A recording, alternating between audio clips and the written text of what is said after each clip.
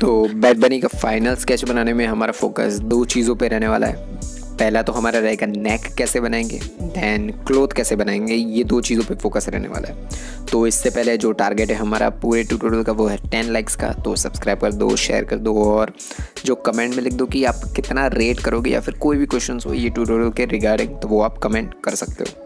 तो इसके बाद जो नेक वाला पार्ट होता है वो स्किन, पूरी बॉडी जो स्किन का ही पार्ट होती है, बट जो नेक होता है वो ज़्यादा उभर के आ रहा होता है। तो नेक पे अगर आपको फोकस करना हो तो उसमें दो ही डिफरेंसेस होते हैं। पहले तो हमेशा की तरह बेस लेयर तो हमेशा एच पेंसिल से बना ही देना है, उसको हम ब्लेंड करेंगे टिश्यू से पूरा फ्लैट बना दो। बट फ्लैट बनाते टाइम आपको एक चीज़ पे फोकस करना है कि आपकी आउटलाइंस जो आपने बना रखी थी पहले, जो छोटी छोटी डिटेल्स बना रखी थी आउटलाइंस बनाते टाइम, वो फेड ना हो जाए। क्योंकि अगर आप टिश्यू से जब भी आप ब्लेंड करोगे तो जितनी भी आउटलाइंस या कुछ भी होगी वो सारी ब्लेंड हो जाती है। तो वो ही ब्लेंड ना हो, इसी वजह से आपको जो ब्लेंडिंग मतलब आउटलाइंस जहाँ पे बना रखी है वहाँ पे थोड़ा बहुत कम शेड करना है, मतलब कम टिश्यू अप्लाई करना है, प्रेशर अप्लाई करना है वहाँ पे, ताकि आपकी आउटलाइंस बची रहे। तो उसके बाद एच पेंसिल के बाद हम यूज़ करेंगे 2B पेंसिल, सिर्फ उन्हीं पार्ट्स पे जो थोड़े बहुत डार्कर दिख रहे हैं। और जब भी आप कोई भी डार्कर लुक बना रहे हो या फिर शेड्स कहाँ पे बन रहे होते हैं, जैसे कि अगर आप कोई ऑब्जेक्ट को ले लो तो लेफ़्ट साइड से अगर लाइट आ रही है वहाँ पे, तो ऑफकोर्स शेडो उसके राइट साइड में, पीछे वाले साइड में पड़ने वाली है। तो आपको लाइट्स और शेडोज़ मालूम हमेशा पड़नी चाहिए कि कहाँ पे बन रही है। मिड टोन्स मतलब जहाँ पे ग्रेइश लुक होता है, मतलब ग्रे कलर बन रहा होता है, वो कहाँ पे होता है, लाइट कहाँ पे होती है, हाईलाइट कहाँ पे होती है, ये सारी चीज़ें आपको पता रहनी चाहिए। तो जो नेक वाला पार्ट है बैड बनी का, वहाँ पे जो दोनों साइड से पहले तो लाइट्स आ रही हैं, लेफ़्ट साइड से भी आ रही है और राइट साइड से भी आ रही है। तो नेक के सेंटर वाला पार्ट और थोड़ा बहुत राइट साइड वाला पार्ट, वहाँ थोड़े बहुत शेडोज़ बन रहे हैं। और शेडोज़ भी ऐसा नहीं है कि पूरा लेफ़्ट साइड वाला पार्ट कम्प्लीटली डार्क है या फिर राइट साइड वाला कम्प्लीटली डार्क है। अगर लेफ़्ट साइड से लाइट आ रही होती तो ऑफकोर्स जो उनका फेस है उसकी शेडोज़ पड़ रही होती नेक पे। हमेशा अगर लाइट ऊपर से आ रही है तो नेक की शेडो कहाँ पड़ेगी, नीचे पड़ेगी। तो ये 2 और 3 डिफरेंसेस होते हैं। अगर राइट से लाइट आ रही है तो ऑफकोर्स नेक की शेडो, मतलब जो फेस की शेडोज़ हैं वो नेक के लेफ़्ट साइड में पड़ने वाली है। तो ये डिफरेंसेस होते हैं। कभी भी आप लाइट्स या फिर हाईलाइट्स देखने जाओ, तब आप पोर्ट्रेट्स जब भी बना रहे हो तो आपको उसके अंदर बहुत सारी डिटेल्स, शेडोज़, हाईलाइट्स दिखेगी। बट अब जब आप ये सारे डिफरेंसेस देखना शुरू करोगे तो आप डायरेक्टली भी स्केचेस बनाना स्टार्ट कर सकते हो। ग्रिड मेथड की आपको ज़रूरत नहीं पड़ेगी जब आप ये सब चीज़ें देखना शुरू कर दोगे तब। बट स्टार्टिंग से ही आपको ये सब चीज़ों की आदत डालनी चाहिए कि लाइट, पहले तो आप जो भी पोर्ट्रेट बनाना स्टार्ट कर रहे हो तो देख लो लाइट्स कहाँ आ रही है, ताकि आपको पता चल जाए कि शेडोज़ कहाँ पे।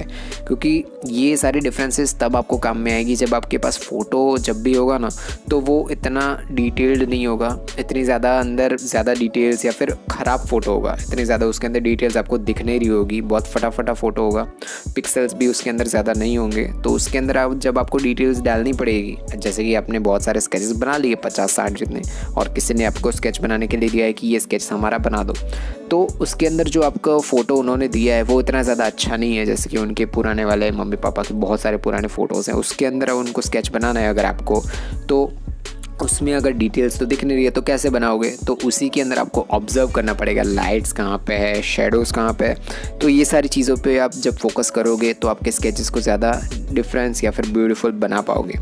तो उसके बाद जैसे नेक में आपने देखा कि सेंटर वाला पार्ट है वहीं पे डार्कनेस है, तो उसके लिए मैंने यूज़ की 2B पेंसिल, और उसको ब्लेंड करने के लिए भी मैंने यूज़ किया टिश्यू, क्योंकि वो इतना ज़्यादा डार्क नहीं था। और टिश्यू से पूरा मेन हमें हेल्प ये हो जाती है कि पूरा यूनिफॉर्म मतलब स्ट्रेट लुक मिल जाता है। और हमने पिछले वीडियोज़ में भी ये कवर कर रखा था कि जब आपको स्किन टेक्सचर या फिर ज़्यादा डिटेल्स ना दिख रही हो तो वो डिटेल्स अप्लाई मत करो, क्योंकि अगर आपको डिटेल्स इतनी ज़्यादा नहीं पता कि कैसे स्किन टेक्सचर कहाँ पे बैंड होता है, कैसे सेल्स बनाने हैं, कैसे टिश्यू बनाना है, टिश्यू मतलब जो स्किन का टिश्यूज़ होते हैं वो बनाने हैं, तो आप ब्लेंडर कर दोगे और आपका स्केच बहुत गंदा दिखने वाला है।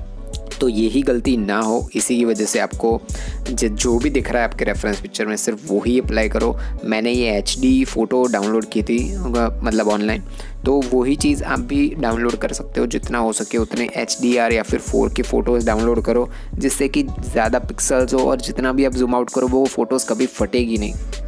तो यही डिफरेंस होता है बहुत अच्छी इमेजेस और रेफरेंस इमेजेस। और मोस्ट ऑफ द टाइम जब आप कमीशन आर्ट वर्क लेते हो, किसी का बनाने के लिए लेते हो, तो उसमें ज़्यादा HD फ़ोटोज़ नहीं होते हैं। उसी के लिए मैंने ये बताया कि लाइट सोर्स, हाईलाइट्स और ये सब फोकस करके बनाओ ताकि आपके स्केचेस अच्छे दिखने लगे। तो अब हम फोकस करेंगे बैड बनी के क्लोथ्स पे। तो जो फोटो दिख रही है आपको, उसमें तो बैड बनी का क्लोथ पूरा का पूरा आपको ब्लैक दिख रहा होगा, कंप्लीट ब्लैक दिख रहा होगा।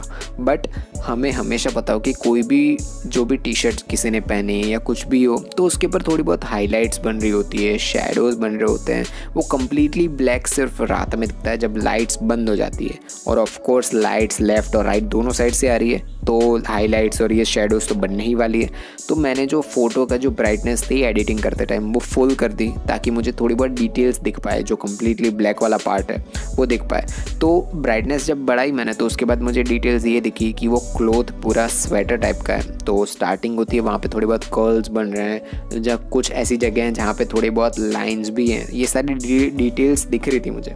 तो वो डिटेल्स पहले तो मैंने ग्रेफाइट पेंसिल यूज़ की है क्लोथ बनाने में।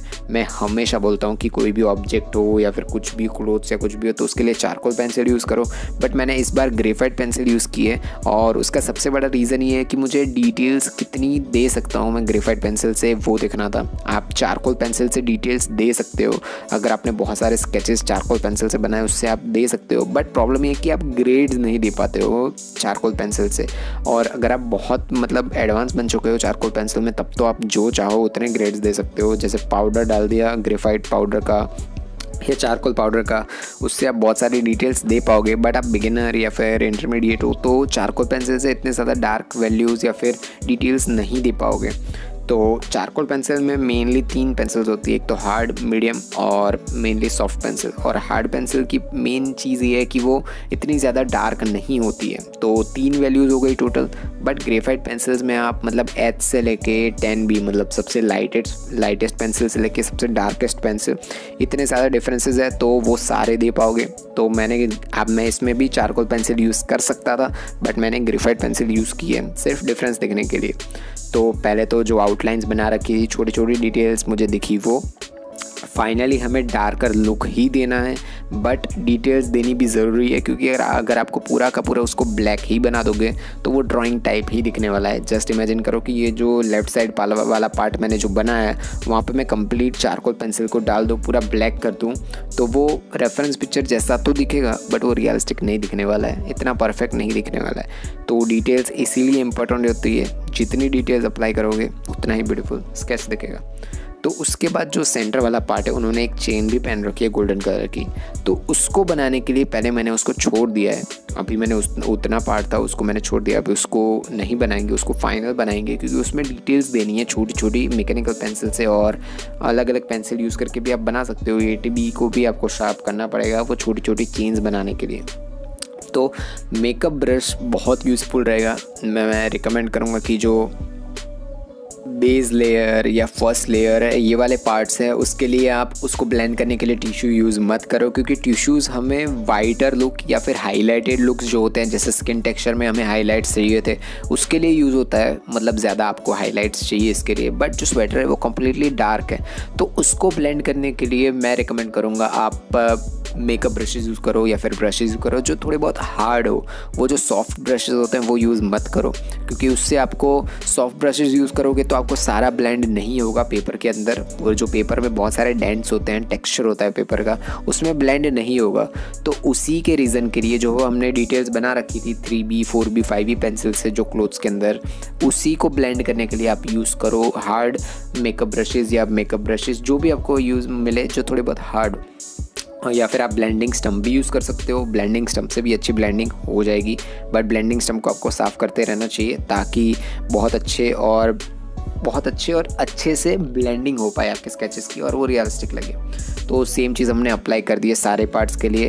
देन अगेन जो चेन बनानी है हमें, उसके लिए हम यूज़ करेंगे 6B या 8B पेंसिल। उसको आप शार्प कर लो जितना हो सके और जूम कर लो पहले तो आपके पिक्चर को, ताकि आपको दिखे कि जो चेन है उसके डायरेक्शंस कहाँ जा रही है, कैसे चेन दिख रही है। और वैसे ही आपके स्केचेस के अंदर उसके डायरेक्शन बनाते जाओ ऊपर से नीचे तक। ऐसा कभी भी मत करना कि एक दो उसके मतलब ऊपर की चेन है उसको आपने स्ट्रेट बना दी, उसके नीचे वाली थोड़ी टेढ़ी बना दी, ये गलती मत करना। तो मिलेंगे नेक्स्ट ट्यूटोरियल में। तो बस इतना ही था इस ट्यूटोरियल में। अगर आपने कुछ भी सीखा इस ट्यूटोरियल से तो सब्सक्राइब कर दो और एक लाइक छोड़ दो, कमेंट कर दो अगर कोई भी क्वेश्चन और क्वेरीज हो आपके इस ट्यूटोरियल के रिगार्डिंग। तब तक के लिए ध्यान रखो खुद का और जिनसे प्यार करते हो उनका भी। आपका चित्रकारिक दिन हो। टट्टूज।